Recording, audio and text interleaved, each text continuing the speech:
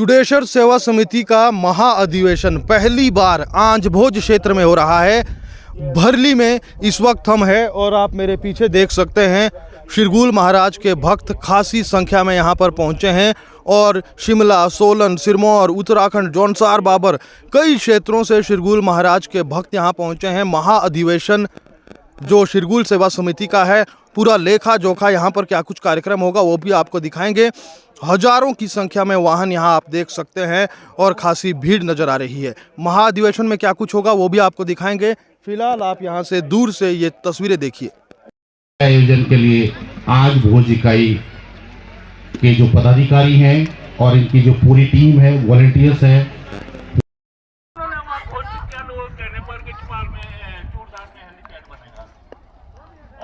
मर्द अपने हाथ से गैंची बेलचे से फुटपाथ बनाएंगी।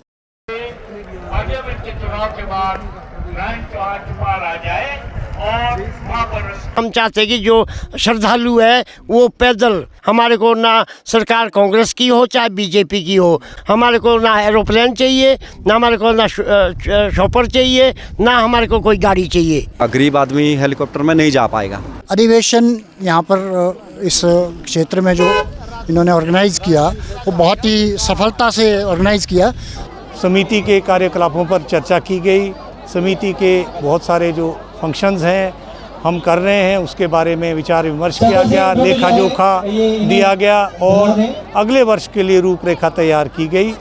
इसमें लगभग 2000 के करीब श्रद्धालुओं ने और सदस्यों ने भाग लिया। उनके महत्वपूर्ण सुझाव आए और उसके बारे में जो समिति के कार्य हैं उसको कैसे सुधार लाया जाए, उसमें किस प्रकार उसमें गुणवत्ता लाई जाए, जो हमारे जो कार्य हो रहे हैं उसमें जो भी कमियां हैं, त्रुटियां हैं, उसको कैसे दूर किया जाए, इसके बारे में विस्तार से चर्चा की गई पिछले कल भी और आज पूरे दिन भर। तो मैं समझता हूँ उसमें बहुत महत्वपूर्ण विचार विमर्श हुआ है, बहुत से सुझाव आए हैं। हम चाहेंगे कि उन सुझावों पर अमल किया जाए और अगले वर्ष जो हमारा जो रूपरेखा है, अगले वर्ष का जो कार्यक्रम है वो पिछले वर्ष से हमारी जो गतिविधियां हैं वो और अच्छी तरीके से हों। चूड़धार में इस समय बहुत सारे कार्य चले हुए हैं। हेलीपैड का कार्य चला हुआ है, वहाँ पर लैंडिंग तो हो रही है परंतु उसको विस्तारीकरण का कार्य जो है अभी बाकी है। इसके अलावा चूड़धार के लिए सराहां के रास्ते सबसे ज़्यादा जो श्रद्धालु जाते हैं उनके लिए किस प्रकार से रास्ते का निर्माण किया जाए, किस प्रकार से उनको सुविधाएं दी जाए, अन्य सुविधाएं किस तरह से हम दे सकते हैं, इसके बारे में भी विचार विमर्श हुआ। परंतु ज़्यादातर जो इसमें कार्य है वो मंदिर समिति, जो कि सरकार की मंदिर समिति है, सरकार द्वारा संचालित की जाती है, उनसे संबंधित है।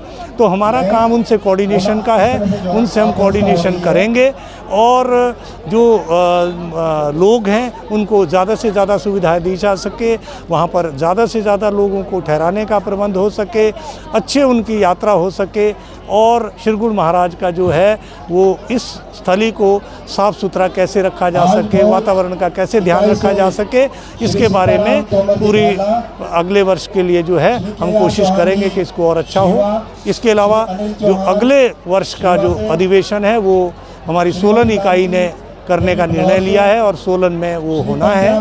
उसकी तिथि जो है वो बाद में सदस्यों को दे दी जाती है। विकास के नाम पर विनाश भी होता है, ऐसी स्थिति में तो कैसे पैमाना तय करेंगे विकास और विनाश का, अगर हम देखें सुविधाओं के नाम पर? मेरा विचार है कि हम लोग बहुत ज़्यादा जो वातावरण है हमारी, वहाँ पर दुर्लभ जड़ी बूटियाँ इस क्षेत्र में हैं, उनके साथ ज़्यादा छेड़छाड़ नहीं होनी चाहिए। परंतु जो रास्ते हैं लगभग 6 से 8 कदम का रास्ता जो है वो पुश्तैनी पे है, जिसको हम कह सकते हैं कि सदियों से चला आ रहा है। उसी रास्ते को हम इम्प्रूव करना चाहते हैं कि ताकि जो श्रद्धालु है वो पथरीले रास्तों से ना होकर वो एक सुगम रास्ते से जा सकें और अगर मौसम ठीक ना हो या सुबह शाम रात्रि के समय में भी अगर कोई ट्रैवल करना चाहे या उसको ट्रैवल करना पड़े किसी परिस्थितियों में तो वो तब सुविधाजनक यात्रा हो, इतना ही हम चाहते हैं। जहाँ तक हेलीकॉप्टर के हेलीपैड की बात है वो हम ऐसी जगह बना रहे हैं, महाराज की अनुमति से ही बन रहा है कि महाराज ने उसमें हमें अलाउ किया था। एक उनका क्षेत्र है, जो उनका पवित्र क्षेत्र है उसको डिस्टर्ब नहीं किया जाए, परंतु उसके बैक में जो दूसरा था जिसमें कोई पेड़ नहीं आ रहा है, सिर्फ उसमें सीधी एक जुबड़ी जिसको हम बोलते हैं वो थी, उसको ही हम समतल कर रहे हैं और वो भी हम लेबर से कर रहे हैं ताकि उसमें बहुत ज़्यादा जो है मिट्टी का और उसका जो है भाव ज़्यादा ना हो। तो हम कोशिश यही कर रहे हैं कि वातावरण को भी नुकसान ना पहुंचे, एट द सेम टाइम थोड़ा सा मतलब जो सुविधाएं हैं वो भी हम उसको यात्रियों को, क्योंकि अब यात्रियों की संख्या प्रति वर्ष बढ़ती जा रही है, लाखों की संख्या में लोग जा रहे हैं।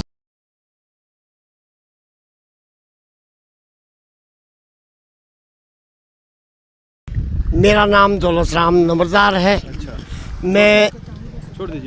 मैं कुपुई से रहने वाला हूँ और मेरा परगना चेता है और हम श्री गुरु महाराज शिव जी के भगत है। जो यहाँ अधिवेशन हुआ भरली में 21वां अधिवेशन था, ये सबसे बहुत बढ़िया रहा। कमेटी का बहुत अच्छा प्रबंध था, बहुत बढ़िया मैनेजमेंट थी और इन्होंने हर एक प्रकार की बढ़िया सुविधा की हुई थी। ठीक है, यहाँ पर बात ये भी हुई अब कि विकास किया जाएगा, वहाँ लोगों को सहूलियतें दी जाएगी, हेलीकॉप्टर चलेंगे और सड़क नुमा रास्ता बनाया जाएगा। कैसे देखते हैं आप लोग कि विकास होगा तो कहीं ना कहीं क्या लगता है कि प्रकृति के साथ कहीं छेड़छाड़ तो नहीं होगी? नहीं, प्रकृति के साथ कोई छेड़छाड़ नहीं होगी।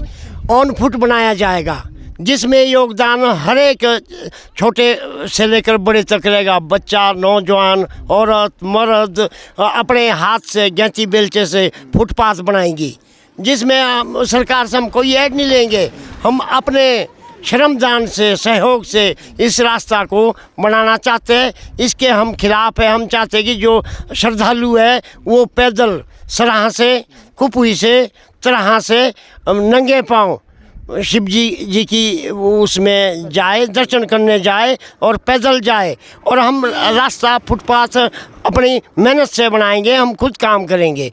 हम ये कोई पार्टी बेस नहीं है हमारे को, ना सरकार कांग्रेस की हो चाहे बीजेपी की हो। हमारे को शिव जी के प्रति आस्था है और हमने अपनी खून की कमाई से ये रास्ता बनाना है और हमारे को मशक्क़त से, कष्ट के साथ, नंगे पाँव से हमने वहाँ पहुँचना है। हमारे को ना एरोप्लेन चाहिए, ना हमारे को ना शॉपर चाहिए, ना हमारे को कोई गाड़ी चाहिए।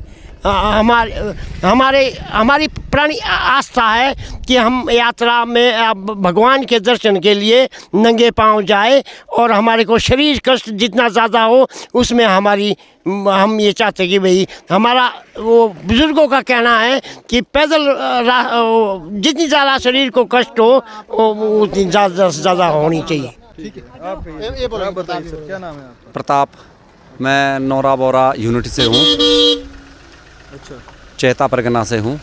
महाधिवेशन अच्छा हुआ, बहुत अच्छी व्यवस्था थी और बाकी डेवलपमेंट के लिए समय के साथ थोड़ा परिवर्तन होना जरूरी है। क्या आपको लगता है कि जैसा अब हेलीकॉप्टर की बात हो रही है तो जाहिर सी बात है आम आदमी, गरीब आदमी जो दर्शन करने जाता है वो हेलीकॉप्टर कहाँ हेलीकॉप्टर में जा पाएगा? दर्शन की जगह प्रदर्शन हो जाएगा। तो क्या आपको लगता है कि टूरिस्ट आएंगे या अमीर लोग, उद्योगपति देश विदेश से जैसा केदारनाथ में होता है वैसे आएंगे? तो कहीं ऐसा तो नहीं कि दर्शन के नाम पर वहाँ पर जिस तरीके से केदारनाथ में पैसे देकर दर्शन होते हैं, फिर जो पैसा ज़्यादा देता है वो जल्दी वापस आता है, जो नहीं देता वो लाइन में लगा रहता है? इस बात की भी बहुत ज़्यादा संभावना है कि ऐसा ही होगा। गरीब आदमी हेलीकॉप्टर में नहीं जा पाएगा, मगर जहाँ तक पैदल रास्ते की बात है वो बहुत ज़रूरी है कि अच्छा रास्ता बने। एक जगह से नहीं, जगह जगह से बने। जो भी वहाँ पहुँचने के स्थान है, नौराधार है, तरहा है, आपका सरहा, कुपुई है, जगह जगह से अच्छे रास्ते बनने चाहिए और श्रमदान के माध्यम से बनने चाहिए। और गवर्नमेंट इस बारे में ज़रूर पहल करेगी, कमेटी भी करेगी और हम सब लोग भी करेंगे। आप बताइए सर, क्या नाम है सर? भीम सिंह समटा, कुपुई से हूँ। तो जैसे हेलीकॉप्टर की बात चली है तो ये भी एक व्यवस्था अच्छी है, लेकिन जिसको कहते हैं कि आस्था के साथ इसमें कोई खिलवाड़ नहीं होना चाहिए। अब जहाँ तक बात है, जैसे आप देखते हैं कई बार लोग भटक जाते हैं, जंगल में 2-2, 3-3 दिन तक उनका पता नहीं चलता है। तो अगर हेलीकॉप्टर जैसी सुविधा वहाँ पर उपलब्ध हो तो तुरंत वहाँ रेस्क्यू टीम्स पहुँच सकती है। ये भी एक पहलू है, इसको हम नज़रअंदाज नहीं कर सकते। जहाँ तक पहुँचने की बात है, रास्ते और सड़क की बात है, सड़क की तो हमने एक बार श्री गुरु महाराज से परमिशन ली थी। तो जो सराह की तरफ से मंडाल लानी से जो रास्ता जाता है, परमिशन लेने का कैसे जो है बात होता है? वो वहाँ की जो देव कमेटी होती है उनके माध्यम से श्री गुरु महाराज से प्रार्थना की जाती है कि हमारा ये प्रपोजल है, हम यहाँ से ये रास्ता चाहते हैं या ये व्यवस्था बनाना चाहते हैं। तो श्री गुरु महाराज से अर्ज की जाती है।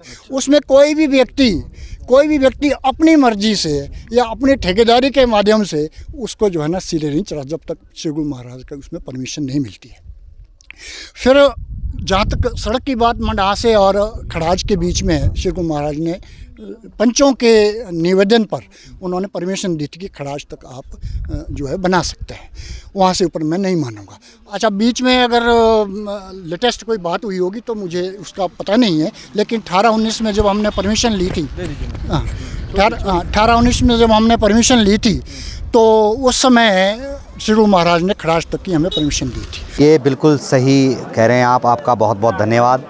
यहाँ पर हर गांव को अलग अलग ड्यूटी मिली है। जैसे हमारा गांव सुनोग है तो हमारे को और बहला वालों को यहाँ पर भोजन कराने की ड्यूटी सौंपी गई है, और जो ये भरली, आपका आगरो और नगेता, इनको कूड़े बनाने का दिया गया था, और बाकी सब कारीगर भी हैं। तो यहाँ पर बहुत अच्छी व्यवस्था है और हमारा सौभाग्य है कि हमें यहाँ पर सेवा करने का मौका मिला है। ऐसे बड़े अधिवेशन में जो है बहुत कम लोगों को सेवा करने का मौका मिलता है, और हमने देखा है कि लोगों के बीच बहुत हर्षोल्लास है, युवा बहुत हर्ष के साथ कार्य को कर रहे हैं। कोई भी आप देखिए, ये पंडाल पूरा भरा हुआ है। अभी भी यहाँ पर 3 से 4 हज़ार आदमी की आने की उम्मीद है, और कल शाम को यहाँ पर 1,000 आदमी का जो है भोजन बना हुआ था, तो वो भी बहुत अच्छी व्यवस्था थी। आज ये हमारे आंज भोज क्षेत्र की आंज भोज इकाई के लिए सौभाग्य की बात है कि 21 वर्षों के बाद आज ये महाअधिवेशन जो आंज भोज के भरली डिग्री कॉलेज में रखा गया है। पूरे आंज भोज वासी इस माहौल से बहुत उत्साहित है, और सभी लोग अपनी अपनी जिस तरीके की ड्यूटियाँ आंज भोज के हर गांव के लिए जो लगी थी वो सभी लोगों के सामने है। जैसे हमारे बहला गांव के लोग हैं, वो खाने खिलाने में उनकी ड्यूटी रखी गई है। रुदाना वाले हैं, वो पानी के लिए ड्यूटी रखी गई है, और सुनौग के हैं, वो मिष्ठान के लिए ड्यूटी रखी गई है। तो प्रॉपर लोग बढ़ चढ़ कर, हर आदमी बढ़ चढ़ कर भाग ले रहे हैं, और इसको बड़े हर्ष और उल्लास के तरीके से श्री गुरु महाराज का जो ये अधिवेशन है, इसको बहुत सराहना मिली है।